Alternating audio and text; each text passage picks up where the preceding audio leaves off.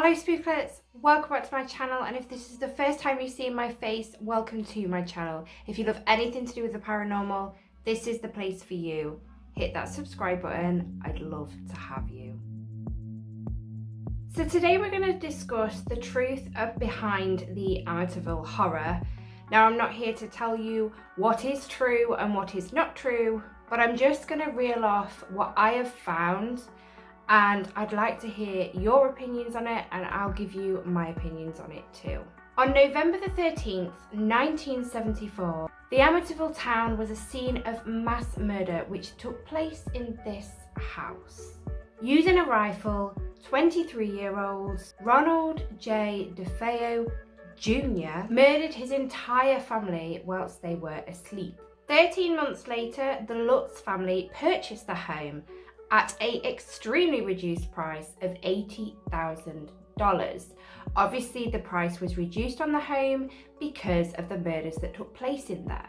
But the Lutz family only lasted 28 days within the house until they left. Their spooky stories of what they were experiencing, of the paranormal activity they were experiencing within the house, made the legend of the Amytiville horror.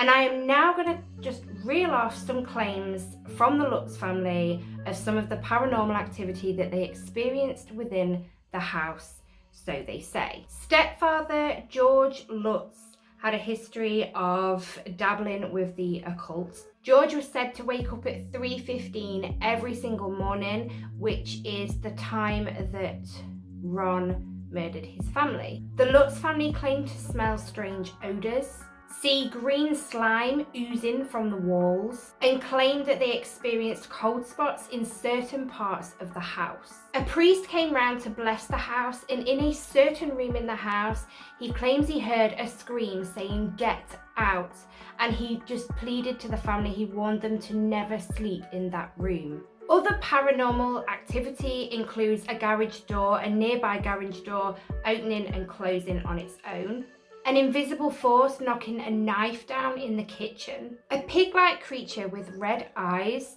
looking down at George and Daniel, his son, whilst they were in bed. From a window, this pig with red eyes was just staring at them. George also claims that he woke up once to his wife levitating above the bed, as well as seeing his sons Daniel and Christopher levitating once above their beds. Apparently, George and Kathy, his wife, they both they did a lie detector test and passed it. They both did these lie detector tests and they both passed. They were asked questions to do with the paranormal activity and passed.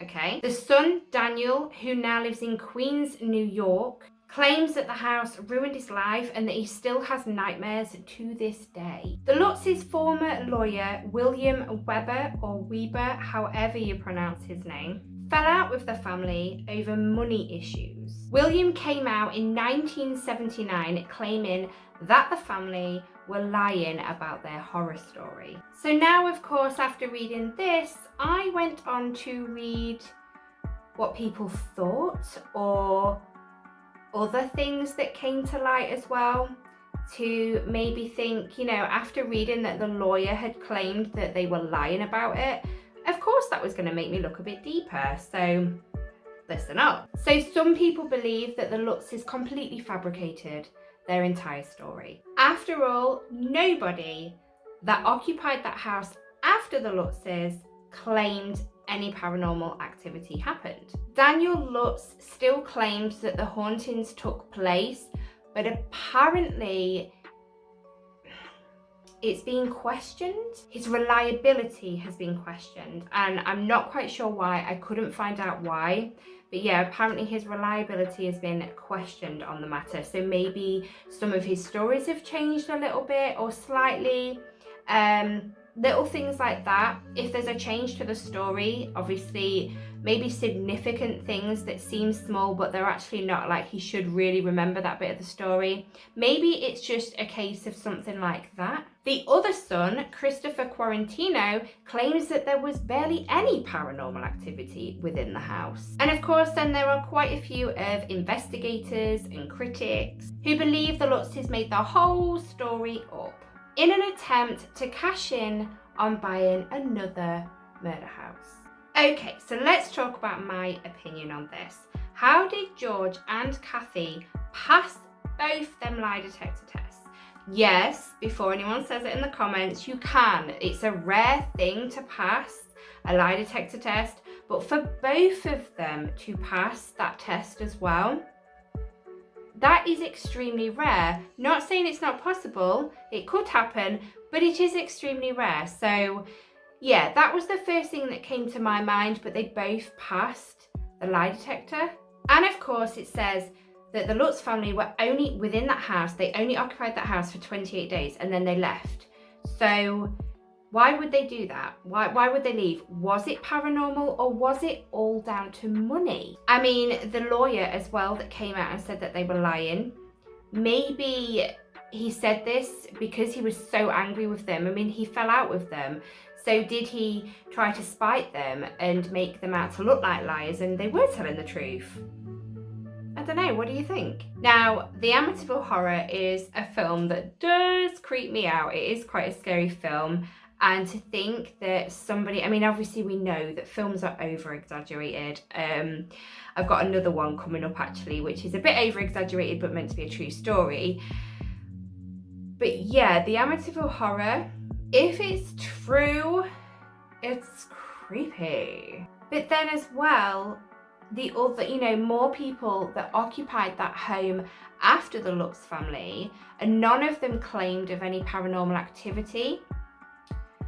I don't know. I mean, anybody can move into a house after a murder took place in there and, you know, claim that it's haunted. Maybe it didn't quite go their way and that's why they moved out.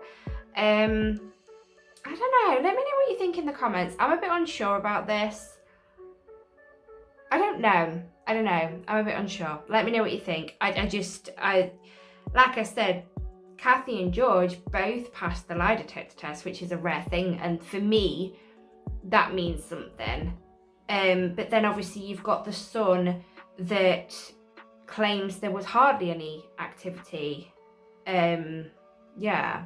I mean, did Christopher not have much happen around him? I mean, it didn't really say much about him. It was Daniel. So it was George and Daniel that saw this pig with red eyes staring down from a window.